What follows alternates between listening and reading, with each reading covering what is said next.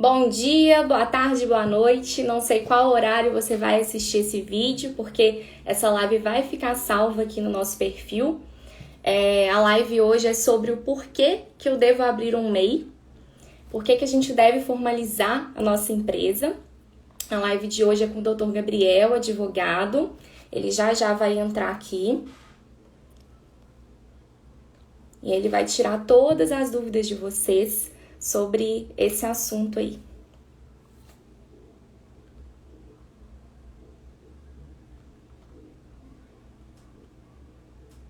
Vou convidar ele aqui. Prontinho. Agora sim. Ficou melhor, Letícia? Agora ficou ótimo. Deixa eu só ajustar o apoio aqui. Tranquilo. Pessoal, lembrando que essa live vai ficar salva, tá? Então, se vocês não conseguirem acompanhar tudo agora, não tem problema. Mas fiquem aí com a gente, porque às vezes no final tem um tempinho aí para tirar alguma dúvida. Então, é legal vocês assistirem ao vivo também. Antes de começar, como a gente vai falar aqui para o público do Gabriel também, do Dr. Gabriel, eu vou me apresentar. Meu nome é Letícia, eu trabalho como social media, então eu faço a gestão de algumas empresas aqui no Instagram. E por que eu decidi abordar esse público, esse tema aqui no meu perfil, né? Não é muito o que eu domino, mas eu acho legal porque a maior parte do meu público são pessoas empreendedores ou que têm desejo de empreender, começar um negócio através do Instagram. Então, eu decidi convidar o Dr. Gabriel para estar aqui tirando essas dúvidas. Acho que vai ser bem bacana. E agora eu quero que o Dr. Gabriel se apresente, fale um pouquinho da especialidade dele. Boa noite, Letícia. Só confirmando o meu áudio, tá ok? Tá, ok. Tá joia, muito bem, vamos lá. Primeiramente, eu gostaria de agradecer a Letícia pelo convite que me foi feito e me apresentar para vocês. Meu nome é Gabriel, eu sou advogado no escritório Marques e Ferreira, advogados associados, aqui em Juiz de Fora, Minas Gerais. E sou também residente jurídico da Procuradoria do Município. Com relação à minha formação acadêmica, eu sou pós-graduado em Direito Público, estou fazendo minha segunda pós-graduação agora em Direito Tributário e Gestão Tributária. E feita essa apresentação, eu creio que nós podemos partir para o nosso momento introdutório aí da nossa live, né, Letícia? Ou você quer fazer mais alguma ponderação? Não, pode sim. Só quero pedir o pessoal que está assistindo para compartilhar a live. Clica aqui no aviãozinho, compartilha com pelo menos 3 pessoas aí, empreendedoras, para elas poderem assistir e também conseguir tirar as possíveis dúvidas. Mas é só isso, pode prosseguir. Muito bem, então vamos lá. Nesse momento introdutório, Letícia, eu gostaria de frisar para todas as pessoas que estão nos assistindo que, independentemente da modalidade empresarial adotada, o mais importante é que a gente possa ressaltar os benefícios da criação de um CNPJ. Seja MEI, seja microempresa, seja empresa de pequeno porte, enfim. E aí eu vou puxar a sardinha um pouco para o meu lado, né? O aspecto tributário. Então, a título de exemplificação, para que vocês possam entender. A tributação, por exemplo, do imposto de renda para pessoa física, ela possui uma alíquota que pode chegar a até 27,5%, se a pessoa tiver um ganho médio mensal acima de R$ 4.664. Já a tributação do imposto de renda para pessoa jurídica, ela é, como regra geral, de 15% para um lucro apurado de até R$ 20 mil por mês. Então, percebam a diferença, né, de alíquotas. E isso é apenas um breve exemplo aqui, né? O que nós queremos passar como mensagem para vocês que estão nos assistindo, principalmente aquele pequeno empreendedor, né, vamos dizer assim, que tem ali um pequeno negócio, de repente que ainda não está formalizado, trazer para vocês os benefícios da criação de um CNPJ, né, independentemente da modalidade empresarial adotada. E o que acontece, Letícia? Dentro da sistemática do Simples Nacional, para que essa questão tributária fique bem elucidada para quem está nos acompanhando, Uhum. dentro dessa sistemática do Simples, o encargo tributário ele é simplificado, né? Porque como regra geral, é claro que não é o objeto principal, né, da nossa live aqui, mas só para as Sim, pessoas poderem compreender melhor. claro. Como regra geral, nós temos aí os tributos federais, estaduais, municipais, certo? E Sim. dentro da sistemática do Simples, o recolhimento tributário ele é unificado. Paga-se um valor direto para a União e a União reparte entre Uhum. estados e municípios. Há alíquotas mais baixas, certo? Do que a regra geral. Isso dentro do Simples. Ou seja, o MEI ele está dentro do Simples e essas alíquotas são ainda menores para o Sim. MEI, correto? Então, frisamos a questão da carga tributária como um benefício, né, para o MEI, que se comparado às demais modalidades empresariais é extremamente vantajoso, né, por terem essas alíquotas muito baixas.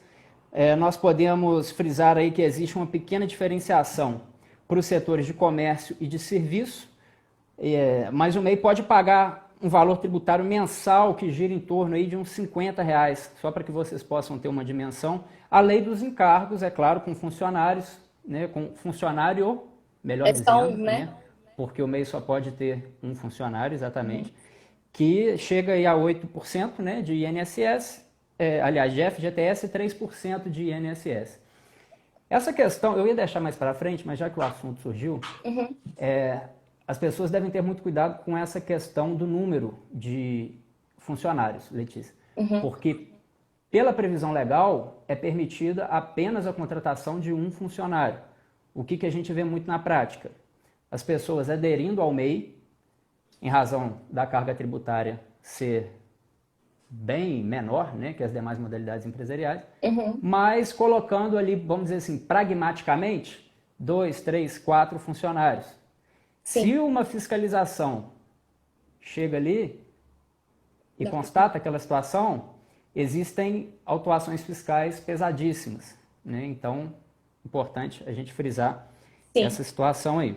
E só um E detalhe que eu acho que também está dentro desse assunto é a questão sim, de valores. Para o MEI também é mais barato os tributos com o funcionário, não é? Os impostos que ele paga é mais barato, não é isso? sim, sim. A título de exemplo, essa questão da contribuição previdenciária aí que nós frisamos, né, de 3% para o Uhum. funcionário e também para o próprio MEI, que existe a Uhum. alíquota fixa ali de 5%. E nós Sim. sabemos que, como regra geral, por exemplo, a contribuição previdenciária para o autônomo é de 20%, né? Então, Uhum. são alíquotas, vamos dizer assim, consideravelmente menores, né? Uhum. Como atrativos para que vamos dizer assim, os pequenos negócios possam ser formalizados. Sim. Né? E ainda dentro desse contexto tributário, ô Letícia, importante também a gente frisar, você bem ressaltou aí, existem isenções, né, de tributos federais. Então, por exemplo, eu até anotei aqui para não esquecer de fazer essa observação. O imposto de renda, ele é um tributo federal, ok? Eu acabei de falar para vocês que existe isenção de tributos federais, né, para o MEI. Mas em que pese essa situação, é preciso ficar muito atento à questão do imposto de renda, porque o fato de haver isenção para tributos federais não exime o MEI de fazer a sua declaração de ajuste anual do imposto de renda, caso ele tenha rendimentos tributáveis acima de R$ 28.559,70 no Uhum. ano. Então, né, é importante nós fazermos essa observação aí. É muito importante separar os lucros, né, da empresa e os rendimentos da pessoa física. A Uhum. retirada de prolabore, por exemplo. Sim. Não existe uma obrigatoriedade legal do MEI ter um contador, Sim. mas é aconselhável, né, diante dessas situações mais complexas que surgem, né, se a pessoa não sentir confiança para cumprir as obrigações acessórias, né, em que Uhum. pese essa situação de não haver a obrigatoriedade legal de ter um contador, é aconselhável, né, Eu acho que diante desse principalmente no contexto. início, né? Principalmente no Sim, início, quando sim. você está criando, eu falo Ainda não porque está familiarizado, né? eu compartilhei aqui no perfil alguns dias atrás, e por isso que a gente teve a ideia de fazer essa live, porque eu fiz o meu cadastro no MEI e era um site que não era confiável, me gerou um boleto de, se eu não me engano, 290 e poucos reais para eu fazer o MEI. E a gente sabe que o MEI é gratuito, né, para você fazer o cadastro. Sim. O cadastro é gratuito, né? Sim, o cadastro No... em si é gratuito. Exato, E aí me exato, no cobrou portal do esse empreendedor. boleto. E aí eu já Isso. achei estranho na hora. Eu falei, meu, não tá certo isso, né? Eu vou ter que correr atrás de um contador para resolver. E assim, deu maior burocracia, porque ele teve que correr atrás lá do meu login para conseguir recuperar tudo direitinho. Então eu acho que se você não se sentir seguro realmente de criar sozinho, é bom procurar um contador, porque o valor é muito baixo que eles cobram para fazer o cadastro, Sim, sabe? Acho para o que MEI, vale a sim, pena para exato. ficar certinho. Sim, com certeza. Traz um resguardo, Sim. tanto contábil como até mesmo jurídico, maior, né? Uhum. Com certeza. Então, vamos lá, apenas, né, retomando o raciocínio. Nós estamos Uhum. trazendo aqui os benefícios, né, do MEI, mostrando para as pessoas que estão nos acompanhando as vantagens de se formalizar o seu negócio, né? Porque, de repente, Letícia, a pessoa pode pensar também assim, eu vou continuar como pessoa física aqui, né? Não vou formalizar, não vou abrir um CNPJ e eu só nego, né? Então eu não tenho que eu não vou arcar com encargos tributários, eu posso Sim. fazer isso. Hoje a situação não é bem assim, né? Só para que vocês possam ter noção, por exemplo, hoje existe uma obrigatoriedade legal de os bancos comunicarem toda e qualquer movimentação financeira mensal acima de R$ 2.000 para pessoa física e R$ 6.000 para pessoa jurídica ao fisco, à Receita. Então Sim. o cruzamento de informações é muito grande. É preciso ter uma cautela muito grande com relação a essa situação também. Uhum.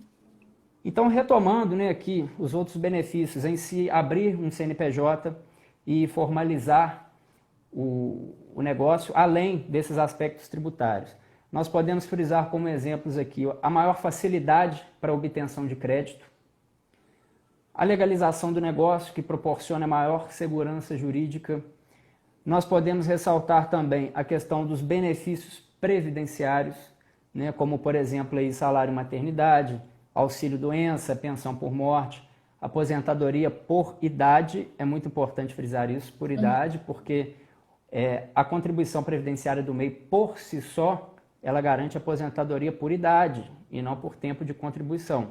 Entendi. Então, é aconselhável, inclusive, que caso a pessoa tenha condições, ela possa fazer uma contribuição paralela, vamos dizer assim, como autônomo Sim, também, né? Caso tenha esse interesse em se aposentar pelo tempo de contribuição.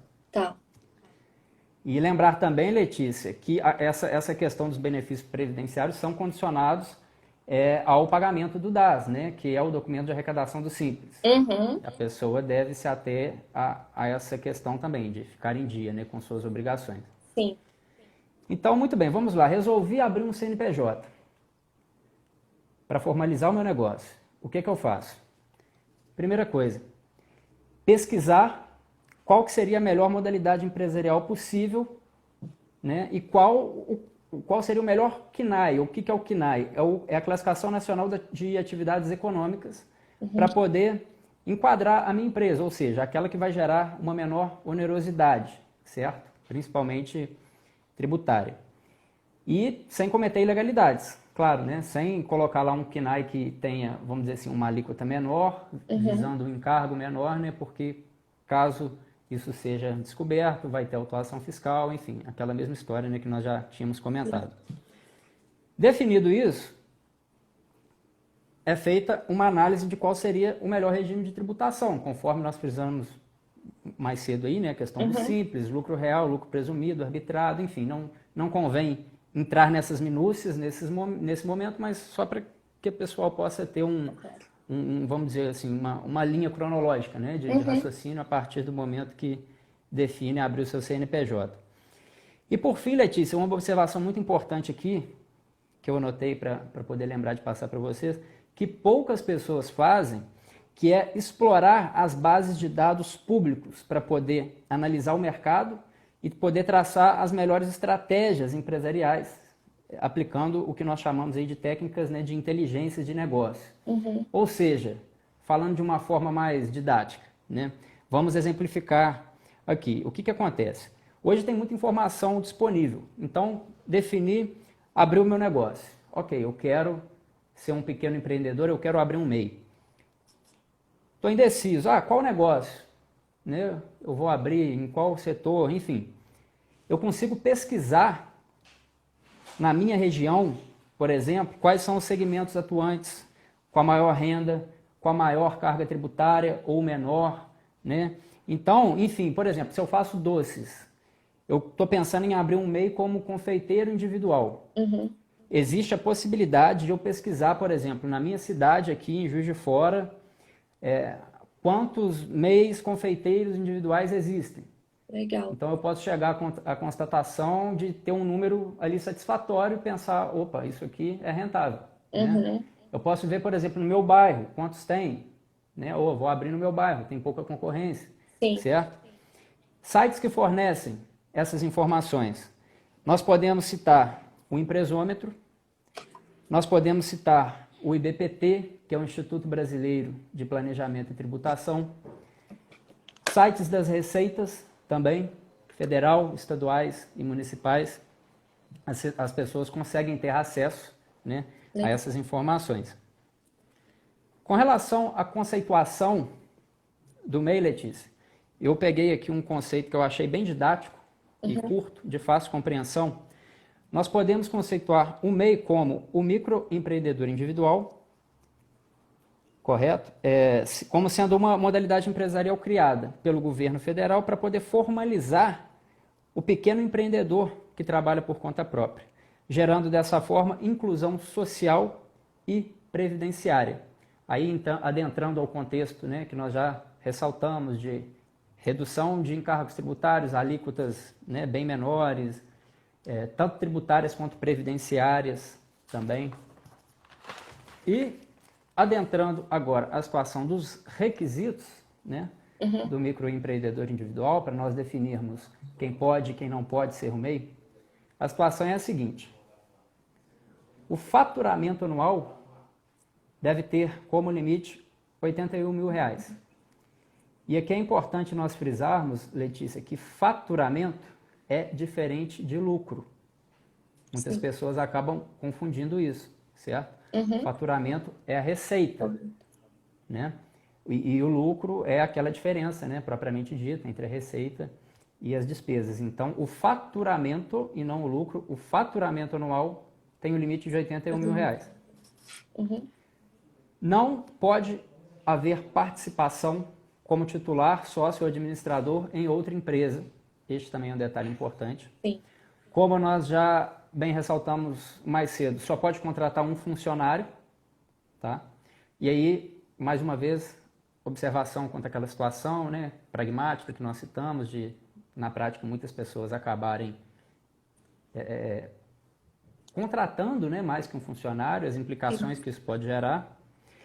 E é importante também a gente frisar, Letícia, que como regra, não pode ser exercido o que nós chamamos de serviço de natureza intelectual, ou seja, profissões que exijam curso superior, como por exemplo, advogados, médicos, engenheiros, dentistas, contador, nutricionista, enfim. Sim.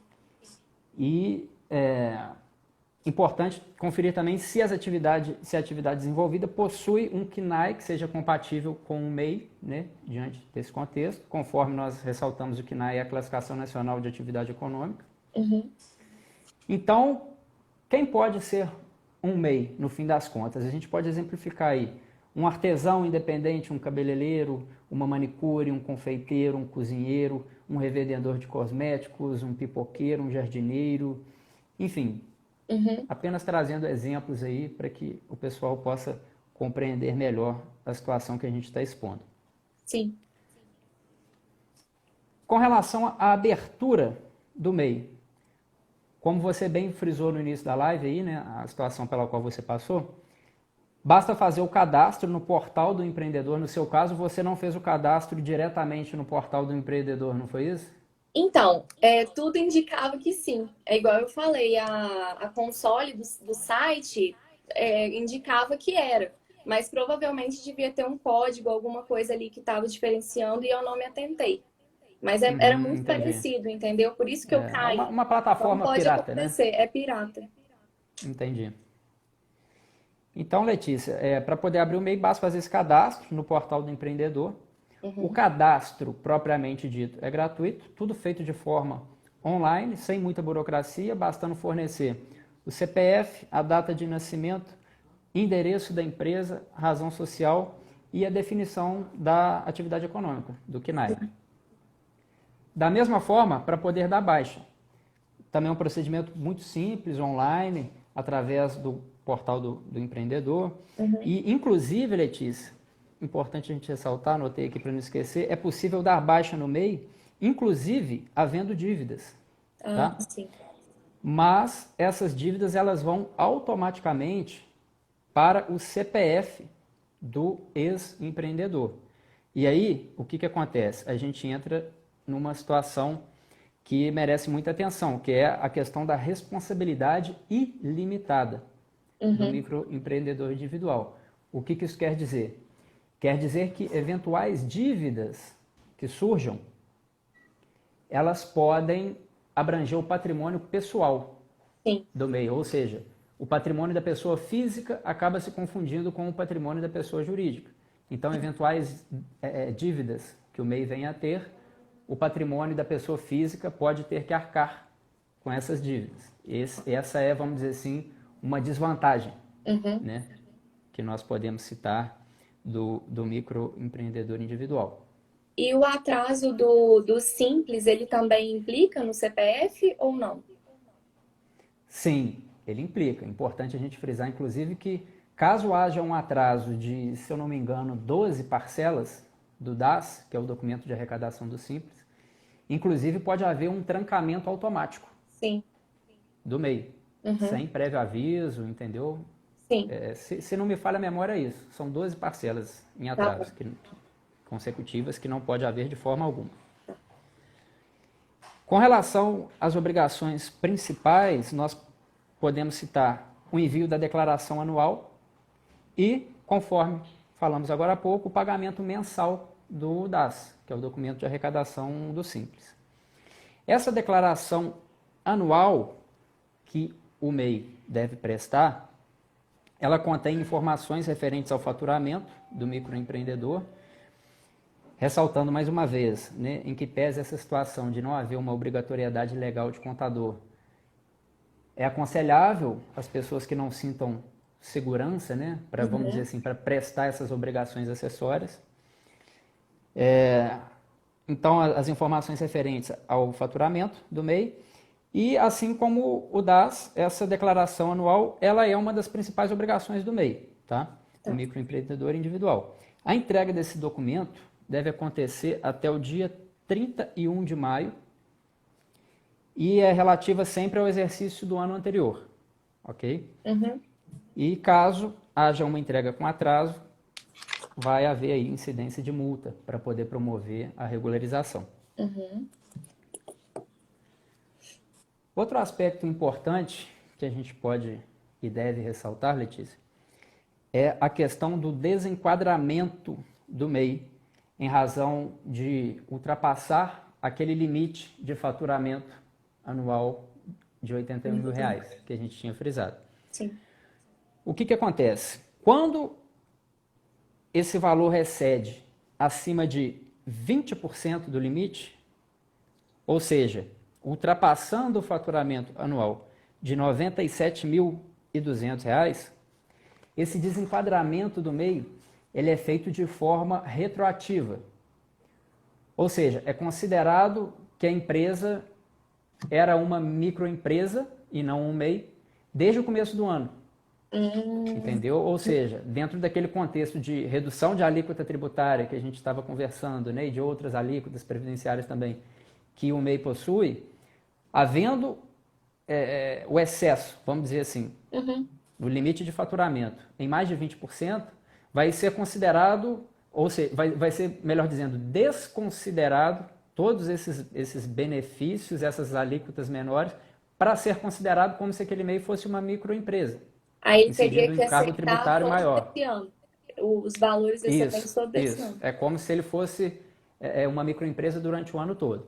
E caso não haja, vamos dizer assim, essa ultrapassagem de limite de 20%, né, ou seja, abaixo dos 20%, aí nessa situação, o pagamento do DAS vai ocorrer até dezembro, né, ou seja, até o final do ano. Ainda como MEI, porém, vai haver um recolhimento, né, da nova guia do DAS referente apenas ao valor, aquele valor que ultrapassou. Então, por exemplo, se o limite é 81 mil, faturou no ano 87 mil, vai ser considerado apenas esses 6 mil aí de diferença para fins de encargos como se não fosse o MEI, entendeu? Diferente do que ocorre quando existe um excedente acima desses 20%.